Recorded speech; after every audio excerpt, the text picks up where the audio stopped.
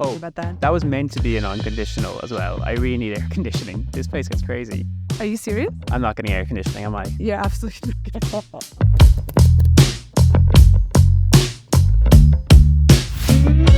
Thank you for joining us. I'm Adina Dragasanu. I'm a local realtor here in Vancouver, and I'm very excited because today we're going to talk about how to buy a home in Vancouver, and most specifically, how to buy your first home in Vancouver. So I've got Stephen here. He's a 32-year-old young Irish immigrant, good-looking guy, worked in the creative arts back in Ireland, no ambition of owning a home. And since moving to Canada about 2 years ago with his partner, they've now been talking about trying to get into the market here. So getting into what you guys are looking for. So you and Aisling, you live downtown right now, you rent. What are you looking for in your first place? So ideally, we'd love not to lose too much that what we're getting from renting. Okay. So I think there's a few things that we would really love. The first being the price. We'd love something that's less than $1 million. Okay. Which is a crazy sentence to say. Okay. I think we were looking around that kind of 750 to 800,000 for a 2-bed apartment. Okay. Being an immigrant in the city, people do tend to come over. You'd love to be able to have them stay with you and not pay insane Airbnb or hotel costs. But also, it's great to work from home. Right. Use it as kind of a pseudo office, spare bedroom kind of area. After that, I'm pretty open / pretty clueless about what else is out there. What about Chilliwack? I think city is where my heart is, for sure. I think I've said that on so many videos now at the moment. And when you say city, do you mean just downtown Vancouver, or are you open to, further west in Vancouver, further east, going out to, say, Boundary and Kingsway area? That's a great question. I think to my detriment, I mean like core, like peninsula. I jokingly say I'm willing to go to Kits, and people tell me Kits would not take you. No. So. Before we get kind of into the nitty gritty and the trade-offs, have you been pre-approved is my first question for you. I ashamedly do not even know what pre-approved actually means. So that's a no. Okay. Yeah. So our first step is going to be get you in touch with a mortgage broker or a lender through a bank, someone who specializes in mortgages, and get you actually pre-approved to make sure, A, that you qualify for that amount, right? But 2, also to help you figure out what your actual payments are going to be, right? Because there's sometimes when you might qualify for $750, you might qualify for even more than that, but can you guys actually make the payments and sustain your lifestyle, right? That's one thing you want to know. And how much down payment you're going to need versus those payments, and factoring in maintenance fees and taxes and insurance. There's a lot going on there. So our first step is going to be get you pre-approved with a lender. Is there, in your experience, any dangers or any kind of restrictions for someone who's relatively new to the country? In terms of having, once you have your residency, you're good. For the lending side, and this is why we want to get you pre-approved, because typically they'll want to look at a track record, at least 2 years of your income history here. Okay. Right? And then if you haven't been here for too long, they might also want to look at your credit score back in Ireland. So there might be a few more moving pieces. Okay. That would definitely be more of a lender question than a realtor question. Okay. But I could tell you're legally qualified to buy here, so we're good. You don't have to pay the foreign buyer tax or anything else that would be different than someone who's been living here for longer. What I would tell you about budget, though, is, and this applies not just to your budget, but to everyone's budget. Unfortunately, what I've seen in Vancouver over, the last decade of doing this is whatever your budget is, your dream place is going to be $200,000 out of your budget. Unless your budget is over $2 million, and then your dream place tends to be $400,000 to $600,000 out of your price point. And let me tell you, Stephen, sometimes people think, if I just had more money, I'd get what I want. Our clients who look over $3 million, what they want is usually $1 million out of their budget. Okay. So the biggest thing we're going to have to talk about when we're looking through this, and I know you've pulled up some properties, is trade-offs, right? The trade-offs that you're willing to make and what you're actually getting for that price point in different style properties. Okay, that's wild. Well, on that, I think the one of the most important things for me is space. I am very nervous at the idea of having a 400 square foot apartment. Mm-hmm. So I don't know how realistic it is to have that as a trade-off, but I'd love closer to 600, 700, 8. Okay. So what I tell you, I think the primary thing I'd start off with is that buying real estate's a lot like dating, right? You almost never get perfection, right? But you're going to get a place that ideally that what you want and your priorities are worthwhile enough to make the trade-offs to get what you want, right? And the primary trade-offs that you're going to be looking at when you're buying, whether it's your first place or any place, is really the size. Yes, that's one. Location, price point, and quality of building, right? So we can have any of those things that we keep as a priority. You can't have all of those as a fixed parameter. Okay. So if you're telling me space is important, great, right? But then now we have to look at how important is location versus building quality versus price. If you wanted to get, a bigger space, like 700 square feet, and be in prime downtown Vancouver and be in a good building, it's not going to happen at 750. Okay. Okay? Okay, these are hard truths. Yes. So that's going to be and I'd say one of the biggest mistakes home buyers make is that they start looking at the properties without understanding some of these trade-offs, right? And the reason we're having these hard truths is because I think if you could get to these when you're sitting down talking about the process, it helps you frame the process and it helps you understand what you're looking at and make decisions a lot better. So at least we disappoint you now and then you'll be happy later, okay? But I don't want to lead you astray here. I can't say that I've had any clients in the last year who have been able to buy a 2-bedroom, even under $850 in these areas. Okay. For a building that required, some cost but relatively low risk. Something magical might pop up, but usually with real estate, you can't rely on something magical popping up because what you're looking for, other people are looking for as well. Truthfully, we've seen people that will find everything they said they want on paper, but you walk into it and it just doesn't feel right? Yeah. And then sometimes as you're going through the process, you start looking on REW. We have a lot of clients that we have set up on our searches with the MLS portal, and they'll start sending us listings in REW. They're just slightly outside of their criteria. Okay. Right? Even though we're trying to keep them focused, right? They're kind of exploring. And sometimes you'll end up with something that isn't what you said you wanted, but it actually is the right fit for you. Okay. Right? And again, like the dating analogy is my favorite one for real estate because it's most applicable. But I think, when you're going through this process, you want to focus less on, well, these are my must-haves. And you want to focus more on where am I at in my life right now? Where do I want to be in my life in 5 years from now? Right? And what kind of place is going to help me get there? Right? So we want to look at not just all the little criteria we want, but really what's going to give you the lifestyle and the positioning that you want later on in your life. I know you put on your list here, you have some other priorities too, right? Yeah. So, this was born from renting. I don't, this is going to sound so bad. I don't want to use a communal washer dryer. Okay. I want an in-suite washer and dryer. That's like such a small thing in my head, but it makes such a difference. Which is doable. Okay, cool. But it's going to impact the price. Yeah. Go. That's one of the big ones. Yeah.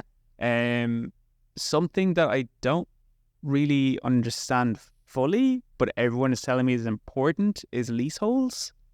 Like leasehold versus freehold? Yeah. Okay. Yeah. So everyone's telling me no leasehold. Okay. I don't get it. Yeah. So the difference between, if some people get confused about this, the difference between leasehold and freehold. So freehold is when you own property free and clear, right? So you own that land or that portion of the land and you have full rights to it. Leasehold would be someone else owns it and you're leasing it from them, similar to renting. And there could be things like prepaid leaseholds where it's been fully prepaid. So you're just buying an interest in the remainder of that lease. Or it could be a leasehold where you're making payments every year. Probably why people are telling you to stay away from it is more the resale value, right? Won't be as robust and as strong, especially as you get closer to the end of that lease term, right? So if you have the option to buy a house that you'll own free and clear forever, right? Versus one that has, is a prepaid leasehold and say it's expiring in 20 years and in 20 years you might have to give it back or make another big lump sum payment. Obviously the value of what you own there is going to be lower. So there's two different things. There's freehold land and leasehold land, right? That's your interest in the land. And then there's strata and non-strata. So what strata property is actually, I think it's worth us mentioning because I think it's one of the most confusing points for people, right? Often people say like, oh, I don't want to own strata because I don't want to pay strata fees. But really all strata is anytime you take a piece of land and you subdivide it into two or more owners, right? Mm-hmm. Whether it's a duplex or townhomes or a big high rise, you've stratified it. And what that's allowed you to do is have multiple people owning multiple units and an interest in that same land. So you can have an apartment building that is stratified, so you own your unit, right? But the interest in the land is leasehold versus freehold. Okay. Right? Or you could have an apartment building that's not stratified, but then you'd just be fully renting it. And then you could be freehold or leasehold. Okay. So it's a different thing than condo and non-condo. Okay. So is a freehold possible in downtown Vancouver? Is it difficult? It is, yeah. So most of the properties downtown are freehold. There are some leaseholds in the West End, and you'll see mostly like on Comox, there's a few places, and the price points are really good, right? You could get a nice one-bedroom condo in the 300,000s. And that's why when you look at that and you go, oh, it's such a good deal, you want to check what the terms are of that lease, right? Who owns the lease? How much has it been prepaid? How much is left on the term of that lease? Details like that. Okay. But for you, you want to focus on freehold, which I'd say, as a young buyer, you're looking at resale value, right? And you want something that's going to appreciate with time. Yeah, I think this is possible. For me, this is like getting onto the property market. Yeah. I mean, love to be able to. I love the idea of owning a property forever in downtown Vancouver. That just seems really cool. And being able to rent it out, or whatever. But realistically, it needs to be able to sell if I need to bounce. And just like leaseholds do sell, right? It's just that the price appreciation might be a bit slower. Okay. Right. So for some people, leaseholds could be a great option, especially if they have kind of a different time horizon. But I'd say in your case, let's focus on freehold. You're most likely going to be in a condo. You're not going to be buying a piece of land downtown Vancouver for $750,000. And when you say downtown Vancouver, like there's quite a few. We have the West End, we have downtown, Yaletown, Crosstown. What area? Coal Harbour? Yeah. What are you thinking? So I've been looking more West End, Yaletown, out of what other people tell me is reasonable with that kind of price. But when I say where I would like to live, I call it the Peninsula, which is like Yaletown, Coal Harbour, West End. I kind of consider anything past Broadway a little bit too far out for me. For you. Okay. Which gets me a lot of flack, but it's just kind of my preference. That's fair. And if you had to choose between that and a bigger space, like if you could choose being in your dream location, right, and maybe being 550, maybe 600 square feet versus being further out, not as ideal of a location, but you could have a bigger space, like 750, 800 square feet, what would you? I think it would be how far out, If we're talking like out by Renfrew, by Boundary, I think it'll be a little bit different, whereas if we're talking something... Like Fraser and 29th. Oh, like I know I should be okay with it. Yeah. So location is number one priority. That's what we figured out. Location's number one. And price is a second then. Yeah. And I'd say price is probably amongst number one because that's going to be a fixed variable, right? We don't have an unlimited budget. So price and then, size we'll kind of throw in there. Okay. We would not write off a one-bedroom condo. I just fear all my camera equipment in a one-bed condo. Okay. And all Ashes, like she's big into stationery and yarn and crochet. So together we'd have no space for anything. So you like to collect stuff. Okay, so we're going to buy a space for your stuff. Well, and you know what? So this is part of the trade-offs we talk about, right? And this is where, when it comes to real estate, there's no one place that's perfect for everyone. So what I tell you about the downtown market is getting a 2-bedroom in a good building for $750 is not going to happen. And when I say good building, I don't want to stigmatize good versus bad, but what I mean by it is more when we get into older buildings, which we'll see a lot of in the West End, right? Great buildings, they could have been well built, but just due to the age of where they're at, they're going to need a lot of maintenance and renewals. So how comfortable would you be, if you had to pay, say, a few tens of thousands of dollars towards maintaining the building within 5 to 10 years of your ownership? Oh, okay. Yeah, it's not something I thought about. Okay, so I'm renting at the moment. Yeah. We obviously don't pay the strata fees or anything, but the building, I believe, was 1995, 96. Yeah. So is it then like any time something's broken in the building, I will have to chip in to help fix it? Yeah. So the way it works, right, back strata thing, right? So when you have strata, you've subdivided the land into multiple owners, right? And everyone is paying a share towards the maintenance of that building.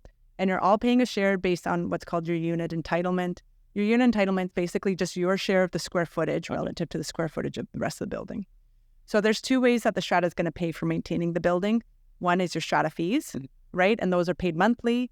But again, it's always based on your square footage relative to the square footage of. So I can save money by going cheap, or by going smaller. Literally, it is one of the ways that your cost could be lower per month. The other way is if they don't have enough in their monthly budgets, is that they would have, they might be saving up in a contingency reserve fund. So that would be a fund used to help plan for some of these bigger expenses. And if they don't have enough in that, they would come to everyone for a special levy. So say the roof needed to be redone and it's going to cost $500,000 and they don't have enough money for it. They're going to come to all the owners, say, we need to do the roof. It's leaking. It's going to be $500,000 based on your unit entitlement. You'll figure out your share, which your share is pretty small usually. Like it could be 1% to 2%, right? We're not talking. Okay. But still, 1% to 2% of 500,000 could be 5,000 to 10,000. Cool. And what we have to look at is that, I think there's a stigma about people not wanting newer buildings because they don't need shiny finishings. But really, the reason newer buildings are such a premium, downtown, it's a bit extra because some of the buildings are very luxury. Yeah. But typically speaking, with a newer building, the reason you're paying a premium is because it's pretty low risk, right? All the materials are new. In the first year to 15 years, you don't have a lot of big expenses that should be coming up if it was well built. Okay. But as soon as we get into buildings that are 15, 20 years old, even if it was a great building that was built very well, you're going to have to start looking at redoing the plumbing, roofs, you might have windows, you might have to resurface balconies, they'll have to do the resealants and the painting on the exterior of the building. So these aren't things that are, make a building bad, but they do add a lot of financial risk to someone buying it in that age. Once you get to the 40 to 50 year mark, that's when we're looking at big expenses like redoing the parking membrane. Okay. Which could be like millions of dollars. Which is worrying because I think the listings I sent you, some of them were in that like 30 to 40. Yeah. So that's what, when you sent me yours, and I think a lot of people start looking online and you're looking at, they look great, right? Like some of them are renovated, great location. Yeah. I think, before you make a decision on it, what we need to do is look at the strata documents and see what's going on there, because some of them likely have a lot of work coming up. Okay. The other thing that, we need to address in Vancouver is leaky condos. Have you heard of leaky condos in Vancouver? No. Okay. So this is my Coles notes of leaky condos. Forgive me if I miss anything, but really what you need to know about leaky condos is that it was an era of condos that were built in Vancouver from 1990 until about like 1999. And those buildings were being built to code. They're typically wood frame stucco buildings, so low-rise buildings that are very square, right? Stucco exteriors. And if you built those buildings in a different climate, no problem, right? Like in a very dry climate like California. But as you've seen in Vancouver since being here, it's not very dry. No. And what they started experiencing in the early 90s with those buildings is that water was seeping in, right? They don't have big overhangs to protect the building from rain hitting in, right? And they don't have a lot of breathability, so water would seep in and it would leak into the building. And with a stucco, it wasn't breathable enough that it was able to evaporate in some cases, so it would stay in and create moisture and other moisture-related problems in the building. Oof. So the reason I bring it up to you is when we look online, right, we want to check where the building's at with that. After 1999, the City of Vancouver changed the building code. So our building code now includes something called rain screening, which... Seems like it should have been there in the first place. It probably should have been there in the first place, but sometimes you got to live and you learn, right? But rain screening is just another, I guess it's like a component of the building exterior now that they do, where you'd have, your structure, you'd have a waterproof membrane, then you'd have an air cavity and another waterproof membrane on the exterior.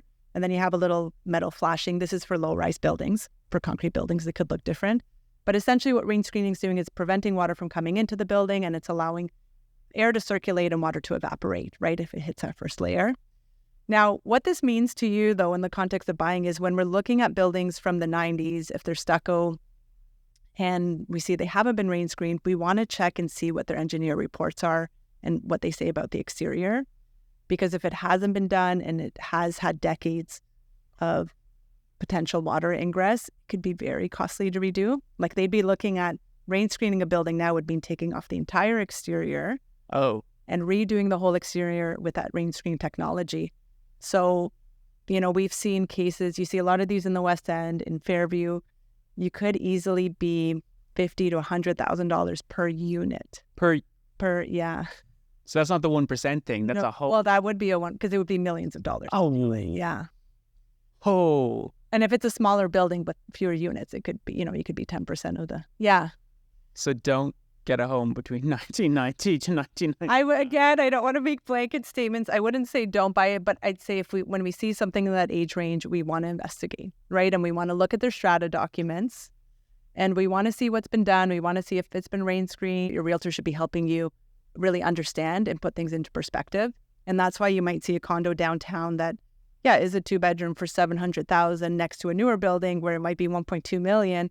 You're not just paying for the flashy finishes, you're paying for the less risk. So based on the 4 that I've sent you, which one is not going to cost me an extra $100,000 to rain screen in the rain city that I'm about to live in? Well, the ones you've looked at, actually, they're all, concrete buildings. They are built in the 90s. Oh.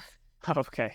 So it is a bit different there. Sometimes with metal and glass, it could be a bit better. One of them in particular, though, I know I've read those documents years ago, so we'd have to read them again now. But I could tell you years ago, they were looking at redoing the entire exterior, and I think it was in the 10 million plus range. So it would be quite a big cost for you. Ooh. So that would be one that I think if you're interested in, we definitely want to read the documents, see where they're at now. It could be possible that they've approved it and maybe the current owners are paying it, and that could be okay. Okay. Right? But it also, correct me if I'm wrong, like that means that even if it was approved and the current owner has paid it, your building might be under construction then for like years. So the thing is, with the ones you sent me, right, the price point's quite a bit lower than something newer. Okay. Right? So one of our clients just got a great deal on in the Voda building in Olympic Village. Very well built by Concert. Smaller unit, right? You're about 530 square feet. Sold for $715,000. Great finishings. Okay. You have a den. The den doesn't have a window. I was about to say, does the den have windows? No, but I guess you kind of, because it's a small place, you're kind of close to the window no matter where you are.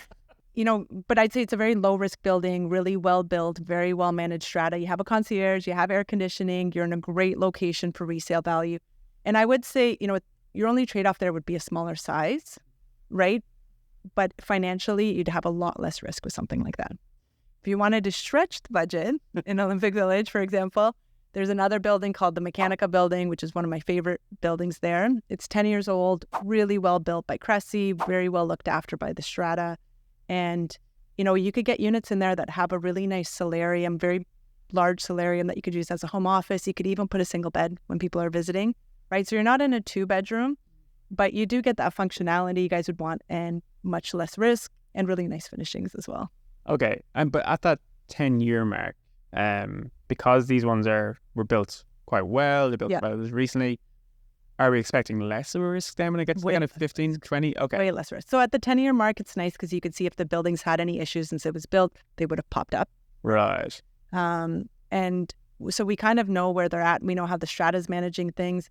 Really at the 10-year mark in those buildings, your biggest thing that you'd be seeing is that they'll be looking at doing exterior projects to reseal the building, right? So just resealing the concrete, like painting it, redoing the sealants around windows. So very maintenance-related items to help preserve the life of the building. But you shouldn't have any big major special levies or unexpected costs. So at that kind of point, though, this is kind of a crazy one. Like, I'm looking at 800,000, right, for a decent build, 10 years old, Olympic Village. Is there a value in looking at what's kind of pre-sale around? Like, I know Butterfly, Curve, all these things are coming in. There's condo sizes are around that kind of 500-ish at 1 to 1.2 million. Is like, I don't know, 400,000 more seems like nothing now. I've basically gotten something out of it. So the other thing we want to break down, when you talk to your lender, right, about your finances, you want to figure out what you qualify for, what your cost, that's true, right? Yeah. And how much because 400,000 might not sound like much on paper, but can you actually qualify? And then you want to look at how much is that actually going to cost you per month, right? So, and you want to look at how much will every $100,000 you borrow cost you. So this is terrifying. Well, no, but I think these are good.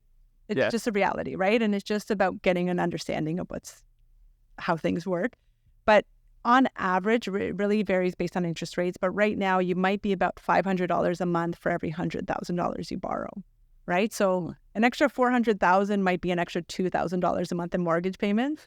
Okay. So that's where you'd really have to ask yourself, are you willing, if you qualified for that, are you really willing to pay an extra $2,000 a month for a very premium high-end build versus like a good, solid resale property? Yeah. I would say pre-sales, in some ways they could be great for first-time buyers because they allow you to put your deposit down, right, and kind of start planning for 2, 3, 4 years out when it's actually going to be completed. Mm-hmm. At that point, your salary might be higher, your finances might be in a better fingers crossed. So it buys you time and you're still pegged into the market value.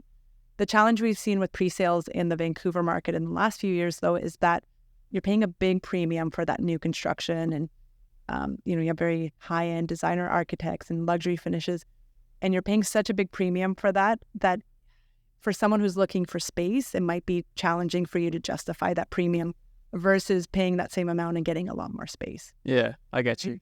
I guess I'm still in that mindset, the Irish mindset of you buy once and that's your home. Yeah. Which I know is not the Canadian way, but like hypothetically, if I buy into a place, what happens with the things like the strata? Can I be assured that we're going to keep this place to a high standard for a long period of time? Do I have a say in that? Well, I'd say, the best way for you to do that is to get on your strata council, right? So okay. What happens is the strata corporation, right, is how they segment or stratified like the properties so that everyone has their shared ownership. And then typically the strata will hire a property management company to run it day to day, but you'd have a strata council that gets elected once a year, right, at the annual general meetings. And that's usually owners who just volunteer themselves to be part of this. And I'd say one of the best investments you can make is once you buy a property, get on your strata council. Okay. Right? Because it's the strata council who makes those big decisions. Right. Okay. Are we going to be proactive about planning for the roof, right? Are we going to try to trim back costs on landscaping or increase them or whatever we need to do, right? Are we going to repaint the hallways or change the carpet? So all of those things are determined by how proactive the strata council is at proposing those. Okay. And then the owners as a whole would typically vote on bigger projects, whether they get approved or not. So I can put in the earworm of like, we don't need rain screening. It's fine. I hear the summer is going to be great. If you want to depreciate your value, and deal with mold for sure. And, there's some buildings, like there's one building in East Vancouver where I believe, they put it off for so long and the building was so damaged that the courts made them now go through the rain screening process. Oh. You could buy a 2-bedroom condo there very cheap, under $300,000, but you'll be dealing with a $300,000 plus levy to get it up to speed. So, I don't think that's a position you want to be in. Compromise. Yeah. And I'd say the other big thing is any building we buy into, right, as a buyer, you're going to want to look at the last 2 years of strata meeting minutes. So the council will typically meet every month to every 2 to 3 months, right? So we'll have a record of those. And once a year, they have to have an annual general meeting where all the owners vote on a budget, vote on any big projects or changes to bylaws. So we want to read all those documents. We want to read their depreciation report, which is going to show what the main assets are of the building and what their kind of lifespan is over the next 35 years, how much it's going to cost to replace those. From there, we could look at what your share would be. So we'd want to look at that, as well as any engineering reports, bylaws. There's a lot of reading when we go through it. But if we do our homework properly, right, and we read through all of those, you will get a good sense of, is that strata proactive strata, or is it a strata that's just trying to keep costs low and not actually maintaining the building? Okay, until they are mandated by the government and then you're all gone. Yeah, and that's a pretty extreme example. Yeah. Okay, no, good to know. One of the biggest mistakes home buyers make, I think, is really not understanding the risk, not understanding what they buy, right? And jumping into something without being aware of some of these big things that we want to make sure you're protected from. And also being aware of how some of these things could potentially positively impact you and impact your resale value. Okay. Yeah. It kind of sounds like I'm not really going to get anything that I want. So should I just start saving up more money and then put off buying? So it's up to you, right? And this is what I said, you're not going to get everything on your wish list, right? We got to focus on the priorities. I think there are some things that are priority for you that you could get within your budget, right? You're just not going to get everything. But this idea of, should you suck it up, make some trade-offs and buy now, or should you wait? Mm-hmm. It's a personal decision to make. But I'd say what I've seen in the last decade is that the people who realize that, as a first-time buyer, your first home isn't going to be your forever home, right? And the people who got in to just get themselves in the market with a decent place and, hit off some of their priorities fared a lot better over the last 10 years than the people who didn't. And the main reason for that is, a lot of people talk about how much real estate values go up. You're not buying real estate to make money in it. What you're really buying real estate for is to hedge against that inflation.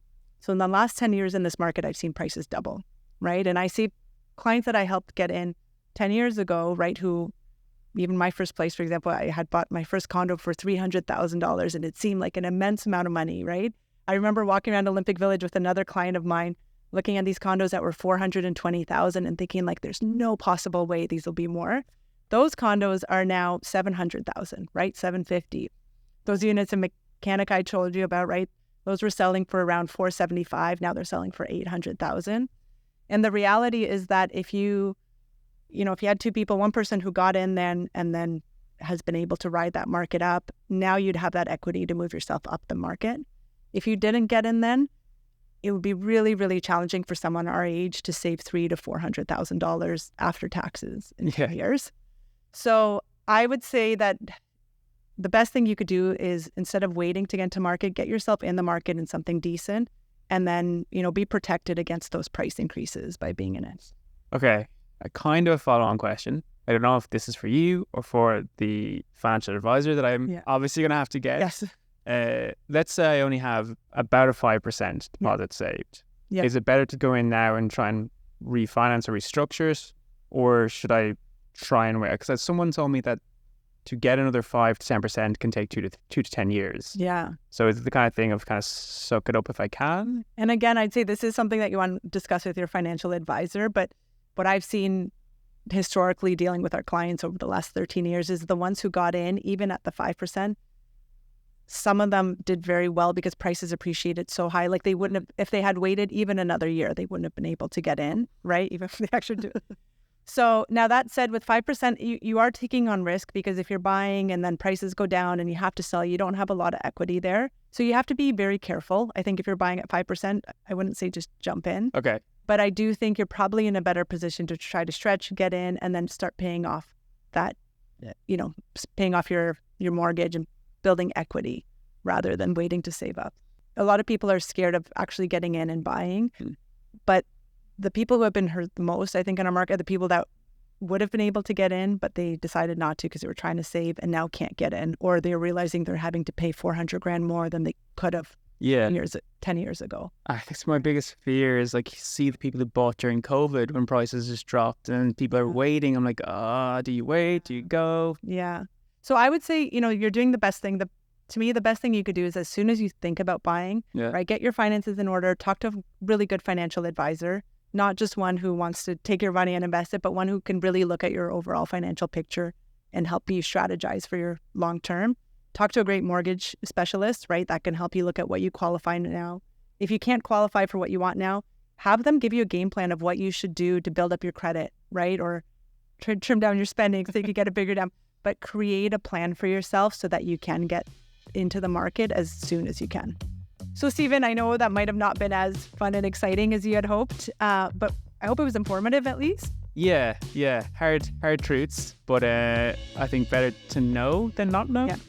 I mean, that's my brain's telling me. My heart's telling me this is heartbreaking. But no, it's good. It's good. I have insight. I'd say you're one big step ahead, right? Now you have a bit more framework and a bit more insight, and I think you can start creating a strategy for getting yourself into the market. Thank you for joining us. I hope you learned something from this as well, and I can't wait to see you again on the next one.